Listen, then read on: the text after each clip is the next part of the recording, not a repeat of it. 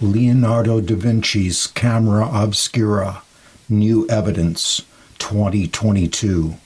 If you look upon an old wall covered with dirt, or the odd appearance of some streaked stones, you may discover several things like landscapes, battles, clouds, uncommon attitudes, humorous faces, draperies, etc. Out of this confused mass of subjects, the mind will be furnished with an abundance of designs and subjects perfectly new. Leonardo da Vinci. Lady in a Window. Beatrice d'Este, circa 1495, is pictured in a window. Her husband promised, as part of improvements to better integrate Sforza Castello within the heart of the city of Milano.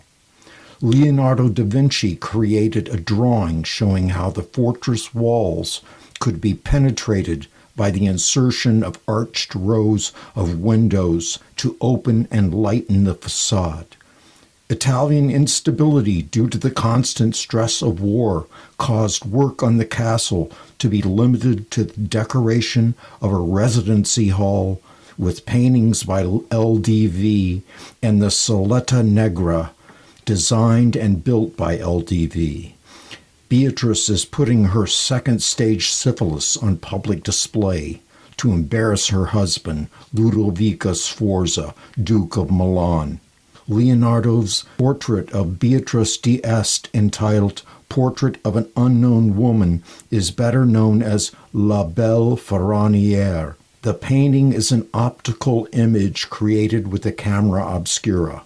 The black background was originally translucent and painted with subliminal images. Beatrice's husband, Ludovico Sforza, was noted for long-standing relationships with mistresses. He fancied himself a ladies' man and secretly bragged he'd even slept with Beatrice's sister Isabel. However, he loved Beatrice the most, and never suspected that he could infect his beloved wife. As a duchess, she was his equal partner in ruling their domain, and they are buried together beneath two full-body stone portrait sculptures. Beatrice became the subject of the Mona Lisa painting. It is a memorial to her loss. Ludovico Sforza would not like the Mona Lisa because it casts shame upon him. The Renaissance was an attempt by Leonardo da Vinci to advocate Neoplatonism to replace Christianity. The Neoplatonist prophet failed. His art corrupted in the light of a Christian misinterpretation. Hidden in his art are symbols that act as clues to their Neoplatonist meaning. Madonna Lita, New Version. In 1543, Marcantonio Micheli described a painting he saw in Michel Contarini's Venice house. There is a little painting of little more than 1 foot in dimensions of our Virgin, half figure, who nurses the child, painted by the hand of Leonardo. In the time of the Renaissance, a foot was 13 inches. The Hermitage version in St. Petersburg of the Mona Lisa is too big at 16.5 inches versus the newly discovered version, which is nearer the correct size at 11.8 inches. In the new version, the vermilion and red lake maternity garment has accordion folded pleats, which allow access through vertical slits to her breasts. In a pentimenti, or correction, the boy actually has his left hand beneath the garment. The thumb is on the left. His fingers terminate at the white fringe, and the back of his hand touches her left breast. These changes make it apparent that the new Lita study has a relationship with the known version and probably was created prior to the larger known version. The restoration and overpainting of the known version becomes evident when compared to the unrestored new version. the Hahn Labelle Ferronnière. Mr. Hahn was a car dealer from St. Louis who was given a Leonardo da Vinci painting from his French in-laws as a wedding gift. The French family knew and told the newlyweds it was by Leonardo da Vinci. When he was about to sell it to the Kansas City Museum of Art, a self-possessed New York art dealer named Duveen said it was not by Leonardo da Vinci because the real painting of this image was in the Louvre in Paris. LDV has instances in his known works of making multiple versions of his paintings, including Madonna of the Rocks and the Madonna of the Yarn Winder and the Mona Lisa, to name only a few. It is entirely possible that there are two versions of Labelle. In fact, Hahn conducted his own research to prove that his painting was authentic, including noting evidence of the pigments lead tin and Naples yellow. Evidence of this paint can identify a Renaissance period painting because lead tin yellow and Naples yellow were replaced by a different pigment and rarely used after 1700. Hahn provided concrete forensic evidence, including X-rays and expert testimony, to show that his version was authentic. His research questioned whether or not the Louvre version was not the copy. They never considered that there could be more than a single version. Hahn prevailed when a settlement of $60,000 was offered.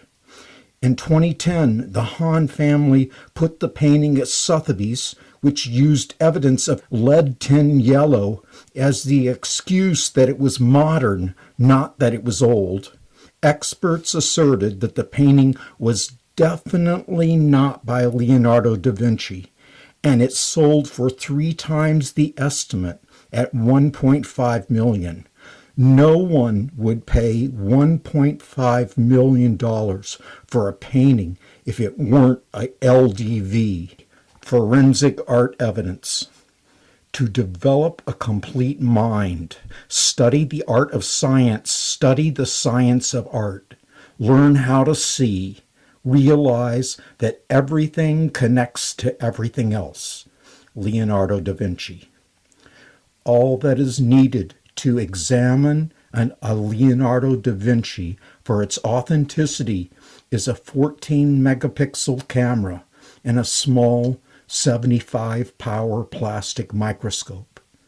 An unrestored painting will contain forensic art evidence of the authority and integrity of the artist. This makes it possible to know the artist's method and to identify an LDV painting. My art collecting inspired this discovery based on our interest in photographically derived images. This includes 19th century Impressionist paintings, mostly by Van Gogh, plus camera obscura images by Vermeer and Leonardo da Vinci. Da Vinci invented the wooden box camera that allowed him to trace the image with transparent paper on a glass back. Vermeer used the same technology. Coincidentally, both artists incorporated hidden images of cameras in their paintings. Dots, fingerprints, the shape of the nose, ears, face, photographic evidence, DNA, handwriting, and artistic style are all evidence.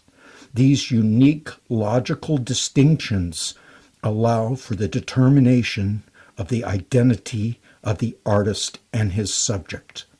Circa 1490, LDV was the first artist to record images with the aid of a camera obscura.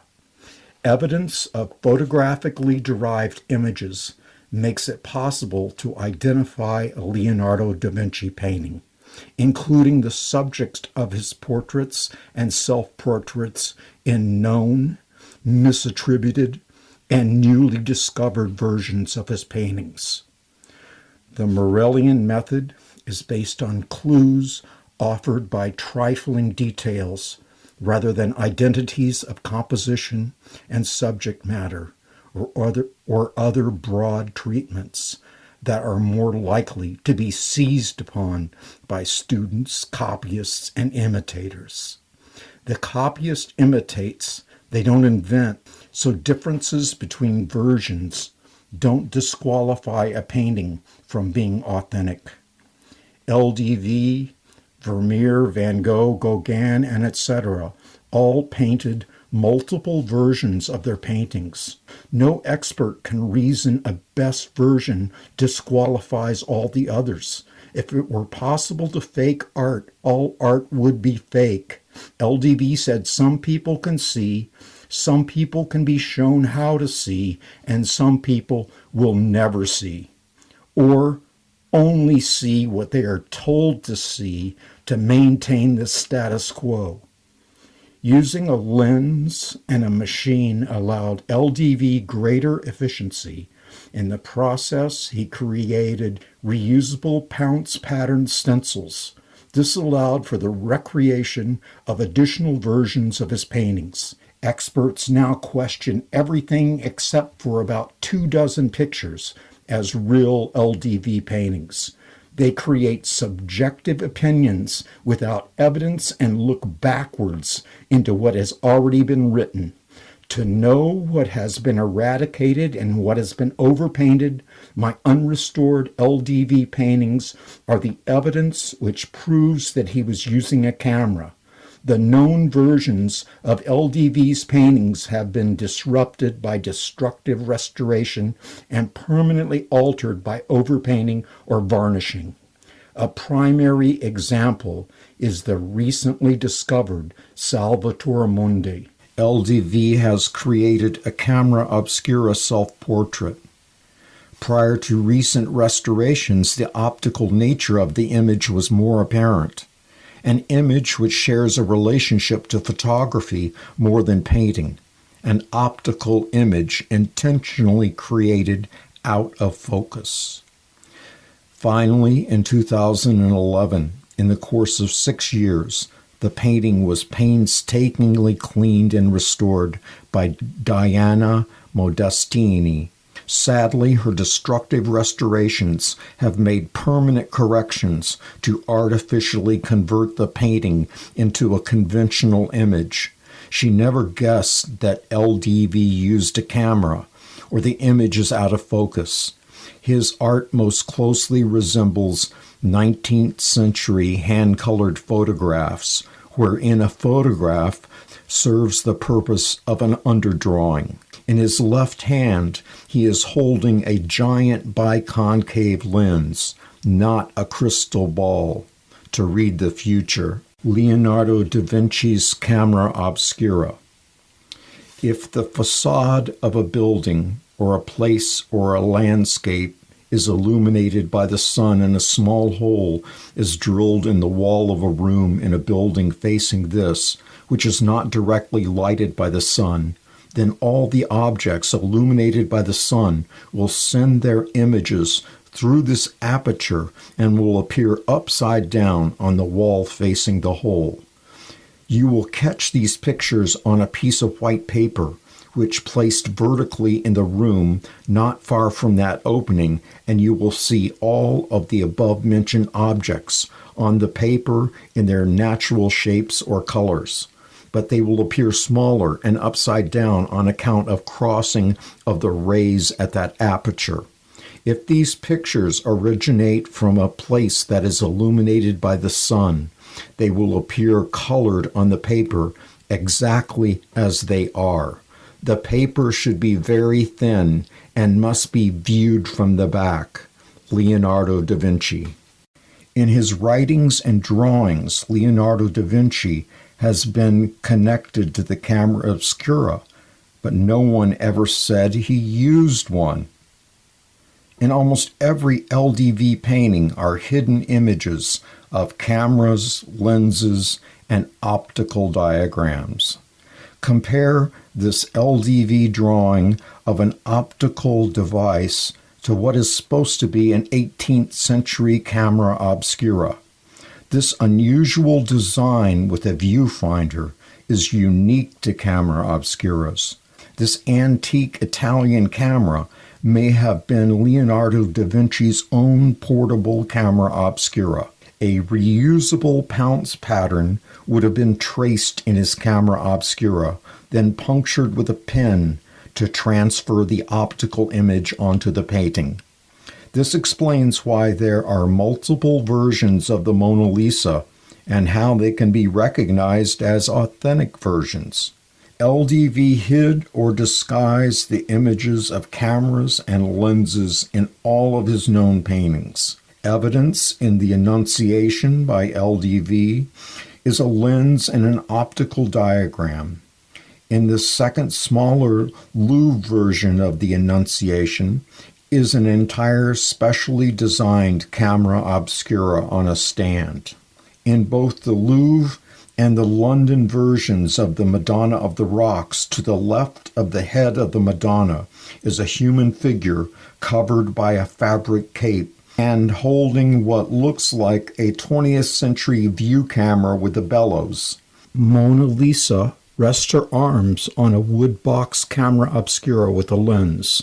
Madonna with carnation in the bottom right-hand corner is a lens mounted in metal below a glass vase. In the upper right-hand corners of both paintings, Baptism of Christ and in Bacchus, are rows of trees disguised as cameras. The brightly illuminated upper left-hand corner of Bacchus is a facial profile.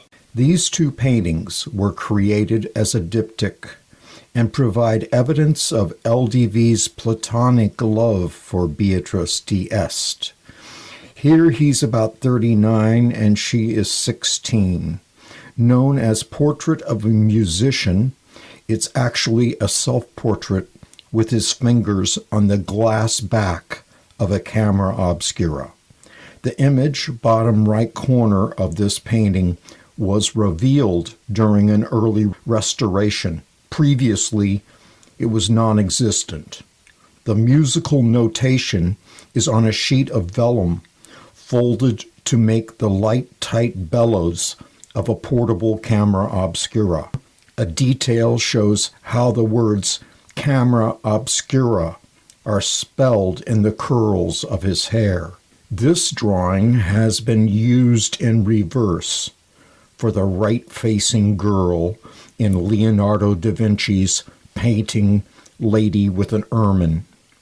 She can be identified as Isabel d'Este because it is an optical image traced using a camera obscura. Photographically derived images on transparent paper lend themselves ideally to being flipped and traced backwards. Sfumato, optical illusion, smoke and mirrors. Sfumato, the Italian word for smoke, was the metaphor Leonardo da Vinci coined to refer to the secret of his optical illusions. Leonardo da Vinci's authority and intention was for the optical caricature of the illusion to predominate in his photographically derived art. However, it would never have been possible without his excellent draftsmanship. Also evident is his knowledge of the long history of Italian Tuscan paintings. Each city had its own style, especially Florence and Siena. He was a mimic that borrowed all of these styles from their various time periods. He was aiming prior to the domination of the Christian Church, at the time of the glory of Rome, Greece, and the Etruscans. His anticipation of mannerism caused his images to run the spectrum from soft pastel to psychedelic photoreality. Michelangelo is credited with Congiantismo, but Leonardo da Vinci's paintings were created to be just as high contrast and brightly colored. He was experimenting with tempera grassa and painting on canvas. Grassa means grease, a new mixture of tempera with a combination of linseed oil and egg binder. In the late 1490s, paintings were still painted on wood panels or fresco directly onto a plaster wall. Large paintings on canvas were a rare oddity in the 1490s because regular tempera lacked the flexibility of an oil binder. The word canvas is derived from cannabis, the Italian word for hemp. LDV's paintings were never varnished.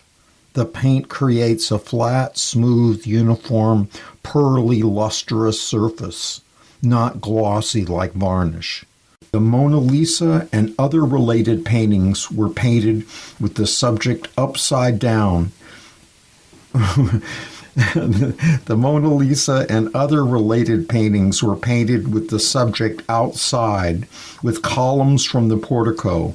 I am including the two paintings misattributed to Antonello da Messina and Raffaello. His 1490 design is for an extension upon two giant arches over the moat of the Castello Sforzica. The plan was eventually reduced to just one story. Lodovico Sforza gives orders that Leonardo da Vinci be not allowed to take too much time building the Saletta Negra, and the interior was painted all black. The building may have been functional by 1491. Images recorded and created in the Saletta Negra are identifiable by the foreground illumination, the black space between the two windows and the back wall, and the columns on the portico outside the windows. He placed the subject in relation to the black rectangle between the two windows. The subject in full sunlight against a black background made the outline of the subject easier to trace. The Saletta Negra was like a camera inside of a camera, which allowed Da Vinci to streamline his production of optical images by controlling the light falling on the subject. In the Saletta Negra studio, he did the studies for The Last Supper and created his best Milanese portraits and allegorical works. The work he created in Milano with Beatrice and Isabel would consume his efforts until his final French period in a French chateau at Clos. The Diaz sisters were Leonardo da Vinci's special creative partners. Beatrice got her ideas about fashion from childhood visits to the court of Spain. She and her sister Isabel Diaz became famous for developing and wearing the tripartite hair weaving in many styles and dresses of their own Italian design and creation. Their hair was composed of the lenza, a leather cord worn around the head to keep the hair flat, the trenzali, a hairnet worn at the back of the head and sometimes beaded, and the coazzoni, hair parted in the middle and smoothed to the head with a long braid at the neck, where ribbons and netting were attached. From childhood, Beatrice always wore elaborate earrings woven with hair, beads, and ribbons that hung down onto her cheeks. It was less likely for Isabel to be painted with this type of earring. Isabel was the most beautiful, and Beatrice was charismatic, richer, and more powerful. In the brief period 1491 to 1497, in Da Vinci's many paintings of them, Isabel's hair was naturally reddish blonde or dyed blonde. He knew chemical tricks for making hair black, blonde, and how to turn gray hair brown. Beatrice's chin is round. Her hair is usually dark brown or black. Isabel's cleft chin is usually emphasized. In hundreds of portraits and versions of the sisters, LDV sharpened his skills and formalized his technique. In his Saletta Negra Milanese photography studio, he and the sisters created a tapestry of portraits and self-portraits at various ages. And for the sake of immortality, to record and preserve the details of every age of their lives. It was during their wedding ceremonies in 1491 that Beatrice and Isabel d'Este first met LDV. They commenced a mutual obsession with beauty, fashion, and immortality. The evidence is in Leonardo da Vinci's optical paintings. Mere teenagers offered and exchanged marriages with Italian ruling families for political stability and union. Their duty was to provide a male heir to the throne, but these women would insist on sharing their husband's power and authority. Beatrice was a great duchess who ruled in concert with Ludovico. Isabel would be less successful at forging a working relationship with her husband. As a child, Beatrice and Isabel kept and collected wild animals, including birds, a wildcat, and a ferret or ermine. When they were children, they would put wild animals in the guest rooms to surprise visitors staying at the family castle. It was Beatrice who developed a deep-seated resentment against Ludovico for infecting her with syphilis, which would eventually kill her and her stillborn child. LDV helped Beatrice create evidence to blame Ludovico, who himself would in 1508 succumb to syphilis in a French prison. Large canvas paintings, many misattributed to Botticelli, were created as backgrounds for the plays which were part of the wedding ceremonies for Isabel and Beatrice d'Este over the two-year period 1491 to 1492. The LDV painting called Ginevra di Vinci actually represents a caricatured Isabel d'Este with Asian Japanesque eyes. The discoveries of Neolithic tribal societies living in North America, Polynesia, and Japan was recognized as the equivalent of rediscovering a new Garden of Eden.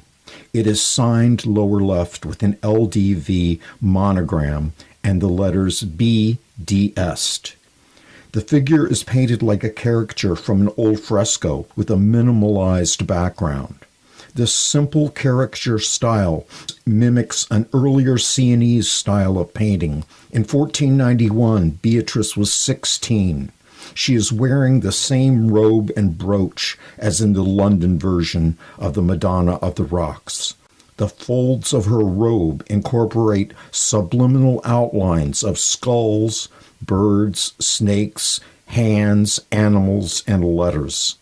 Her hand gesture incorporates the letters of his name, L over D over A over V, read vertically. Horizontally, the fingers read Neo, then below PLA or Neoplatonist.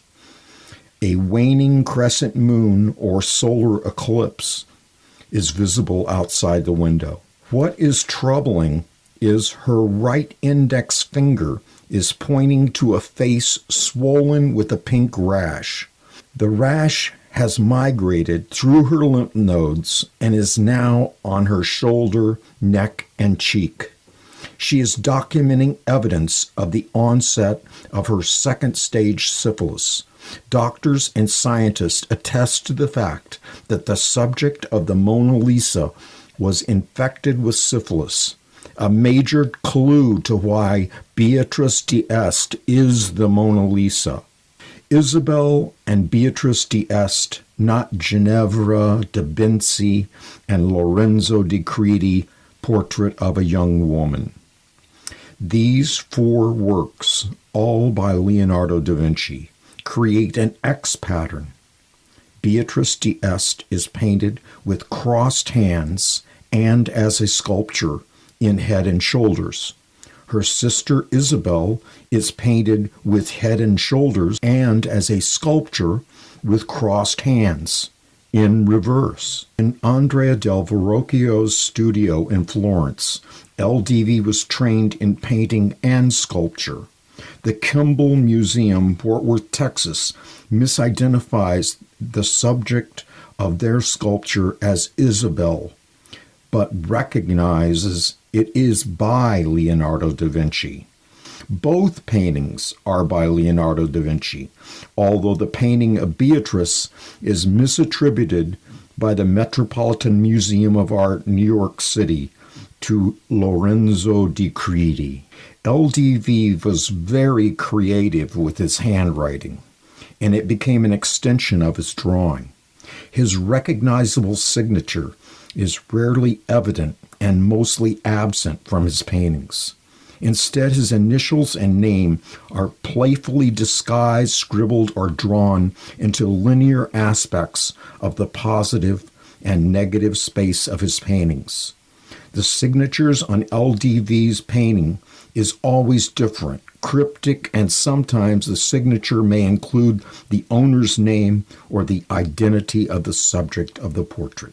He painted a mural in a monastery where the monks were deaf, and they taught him sign language. As a result, the subjects in his paintings often use their fingers to compose letters or words.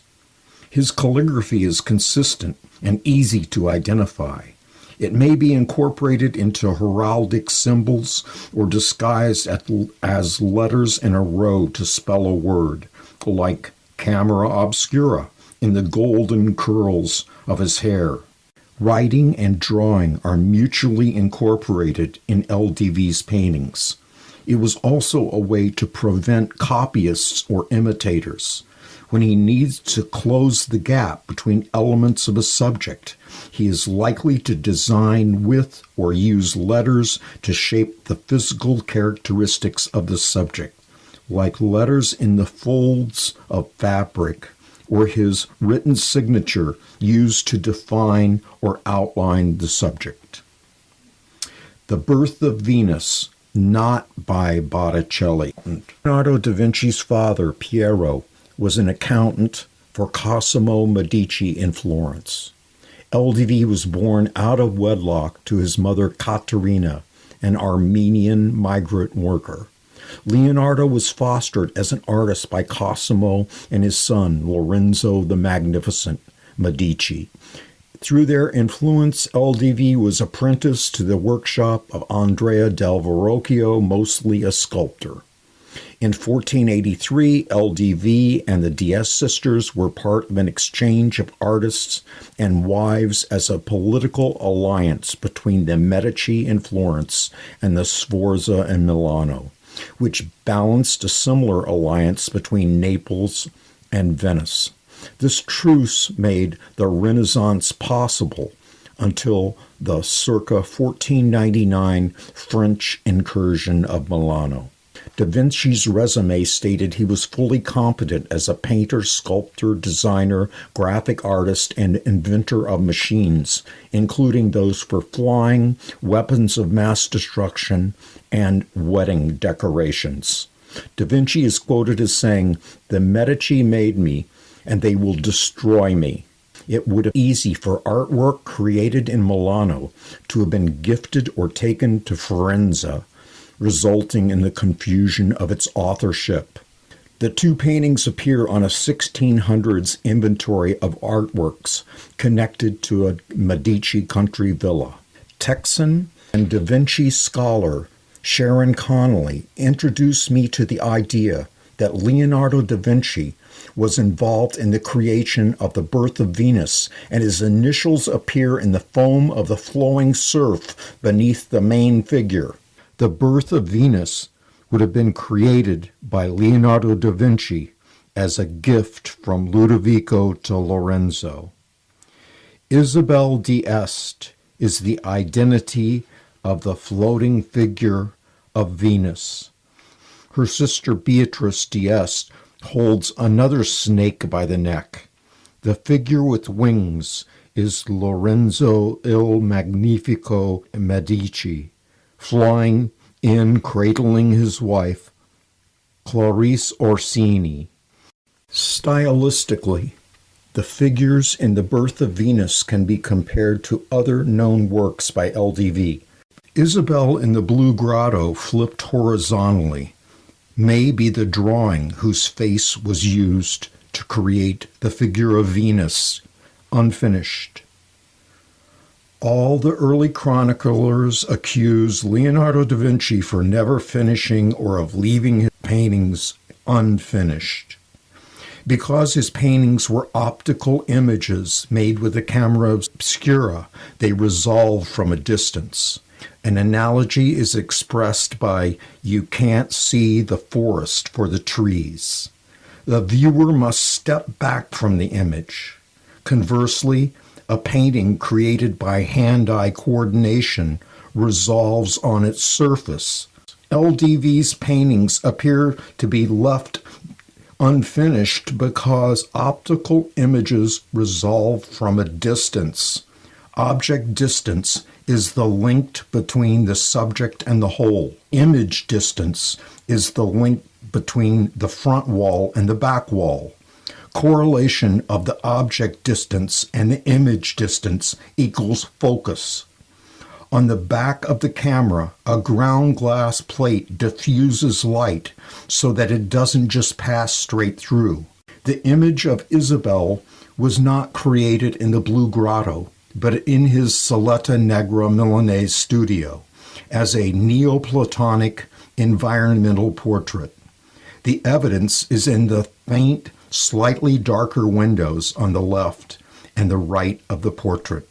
The illumination of the subject and the dark spaces in the background correspond to windows in the Saletta Negra photo studio. The Blue Grotto is a natural camera obscura with a single aperture, a front wall, and a back wall. Isabel is pictured with the arched entrance of the Blue Grotto subtly reflected on her cheek and nose. The water reflects blue in her eyes. Without understanding of Da Vinci's optical technique, it would be interpreted as a stain on the image or the artist's lack of ability. Neoplatonist. Plato compared good and bad to maintaining the balance between a black horse and a white horse pulling a chariot. He believed in reincarnation. The Renaissance was about a new quest for man's immortality, and Leonardo da Vinci was its Neoplatonist prophet. The Neoplatonic Renaissance of Leonardo da Vinci is a state of mind. Da Vinci's subjects usually appear to be looking at the viewer. In fact, they are deep in thought, inner reflection, or lost in a daydream.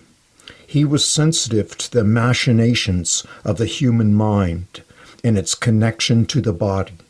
His beliefs were a spiritual exercise to challenge the status quo, transcend the human condition by living without shame or fear. Plato's analogy was that man was blind and lost in the darkness of a cave. Plato advocated the necessity of escaping from the cave, to be enabled to question reality, point to the facts, and challenge false assumptions. Plato and Aristotle agreed the process of learning avoids the association of subjective information as a claim to knowledge, and that knowledge is based on what is real. Medusa by Leonardo da Vinci, not idealized portrait of a lady by Botticelli. To prove that LDV was the author of many works attributed to Botticelli, I offer a newly discovered version from the Addison Thompson collection of Idealized Portrait of a Lady. The known version is 21 by 32 inches versus the new version, which is smaller, at 16 by 24 inches. The study is painted in bright, unfaded tempera versus the larger version, which has undergone extensive restoration with overpainting. By comparison, these two drawings show the development of the idealized portrait of a lady misattributed to Sandro Botticelli. A known profile drawing of Isabel d'Este and the drawing in the Ashmolean Museum both lend evidence to accepting the newly discovered version and why it actually should be titled Medusa and attributed to LDV. Medusa represented the Neolithic combination of a bird, or life, and a snake, for death, and is represented as both a beautiful woman and as a monster. The intention is to suggest a Neoplatonic image in the Greek tradition with snake-shaped ringlets and two wings on either side of the top of her head. The newly discovered LDV self-portrait is a painting previously presented as by Hans Memling. Memling never traveled to Italy. The subject of the painting can be identified by his coin and dress as Italian. Memling's version may be painted directly over an original LDV because of the similarity and differences of certain areas of the painting. Zoom in on the known version to see cracking caused by overpainting. The unknown subject of the portrait can be identified in the new version. He is the same person as the known LDV entitled The Musician. The difference in hair color can be explained by Leonardo's knowledge of hair color formulas to bleach hair blonde and to dye hair dark brown or black. The musician is actually an LDV self-portrait with his camera. The rendering of the fingers in the new self-portrait versus the musician are the same. I translate the inscription as in Leo da Platonist, which I believe is a self-portrait, subliminal images and monsters, grotesques and New World artifacts. Da Vinci might have nicknamed or thought of himself as a birdman. He believed man was descended from birds, and through the process of evolution had lost the ability to fly and become earthbound. He was obsessed by flight and flying machines. He seems to have identified with the bird's stature in the animal kingdom and to see himself as a bird in the human order. In order to incorporate a literary component, LDV includes a symbolic narrative of subliminal images hidden in the graphic design of his paintings. Outwardly, his paintings present a conventional appearance or a Christian ideology, but they are Neoplatonic. In his New World paintings, Da Vinci showcased his subjects against strange natural dioramas which reference the then recent discovery of a new Garden of Eden. Who is the Mona Lisa? If Da Vinci loved a woman, it was Beatrice d'Este, because he certainly idolized her. All of the evidence points to Beatrice d'Este as the Mona Lisa. Most of the paintings of the d'Este sisters get misrepresented as mistresses or other wrong women.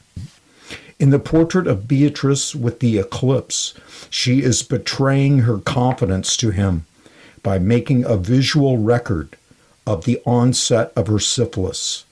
In the two versions of Virgin and Child with St. Anne, one with Isabel and one with Beatrice, he makes the painting into a self-portrait by including himself as St. Anne. The poses he takes in these paintings with both sisters is very intimate.